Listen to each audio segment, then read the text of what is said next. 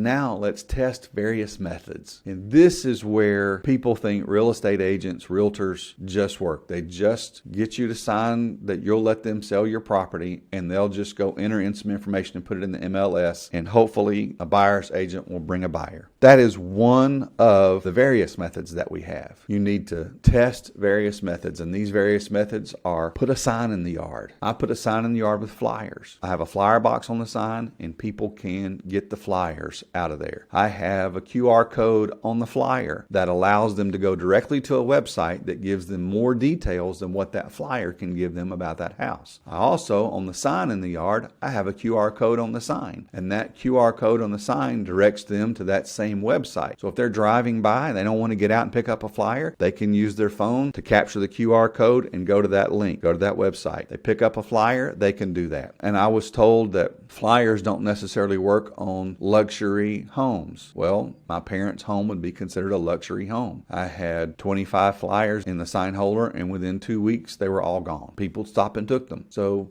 I think flyers are worthwhile. They're one option. Who knows who's going to stop and pick up that flyer? They didn't scan the QR code on the sign. They're going to stop and pick up the flyer, and they may come back in a couple of days or in a week or so. But I use the signs, and I try to use the flyers if my sellers will let me do that. Tell your neighbors. That's another method. Hey, do you know anybody that wants to move to the neighborhood? You got any friends or family that want to live near you? That's one option. Utilize online marketing platforms. People in my industry have a love-hate relationship with the Z company that sounds like pillow. They love it or they hate it. They hate it from the perspective that it doesn't really help buyers and sellers get the best information possible out there. But hey, buyers are utilizing that site. You would be crazy if you're selling your home not to promote your home where buyers are looking. They're looking there. They're looking at Realtor.com. They're looking on Facebook Marketplace. They may be looking on Pinterest, and they can be looking on YouTube. Those are all great online marketing platforms. Now, they're online marketing platforms. They're not just social media. Social media is a little bit different from that. It's an online platform, yes, but social media would be just on Facebook or an Instagram or TikTok, whatever social media that's out there that you use or that you think your potential buyer is going to use. And there's all kinds of demographics of who uses Facebook, who uses Instagram, who uses Twitter or YouTube or TikTok. So you need to kind of have an idea of who your potential buyer is and promote your home to them where they are. You might also want to host open houses. I try to do an open house if my seller will let me do that. And 2 of the homes I've sold came from buyers that came through an open house. One of those buyers came through an open house. Well, actually, both of those buyers came through the open house, and they had agents. One of them didn't have their agent with them, but I knew their agent, and we worked everything out, and they represented them. The other one, the agent called and said, I have a buyer. You've got an open house. Can I bring them through during that time? And I said, yes. That's who bought the house. Now, would they have maybe scheduled an appointment to see it? Otherwise, they would have, but that open house gave them the opportunity to do it so that they could. Just consider open house, but don't have one just to have one. Do something special with it. Try to do something with it, either offering some incentive. I talked with an agent this week that said, hey, I've got a house that we're doing an open house this weekend. It's been on the market for a while. We're thinking about a price drop. And he said, would you do it before the open house or after the open house? And I said, I really don't know, because I can see pros and cons of doing it either way. I said, have you thought about offering some kind of an incentive? And he said, yeah, we're already doing that. We're doing X number of dollars for floors, and we don't want to just cut price and do all that stuff. And I said, well, I've seen some marketing that some builders do. Flash sale this weekend only, $5,000 toward closing costs if you make an offer, get an accepted offer on one of our homes this weekend. I see builders do that all the time. I don't see sellers and agents do that. I don't know why they don't do that. So if you got an open house this weekend, why not market it with a flash sale? Offer an extra incentive for closing costs, for helping the buyer with down payment, doing some other amenities, but just this weekend only. And then if somebody comes in next Tuesday and says, hey, I would like that, the seller can play hardball about it and go, hey, that was just through,